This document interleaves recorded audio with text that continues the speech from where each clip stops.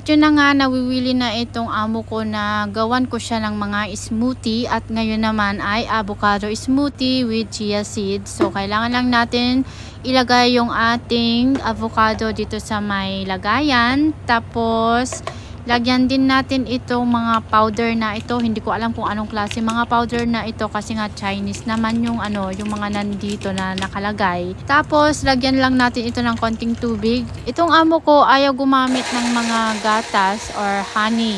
Ang gusto niya plain na tubig lang. So after natin ma-blend yan, syempre ilalagay natin, ang panghuli ko na ilagay yung chia seed para naman hindi siya madurog. Kasi kapag isabay ko na ilagay, nadudurog. At ganito na nga yung lagi kong routine. Bumabangon ako ng mga 5:15 para mag-prepare ng kanyang babaunin na tanghalian. At syempre yung kanyang mga almusal katulad ng mga ganito smoothie. Pero hindi naman araw-araw same flavor yung aking ginagawa.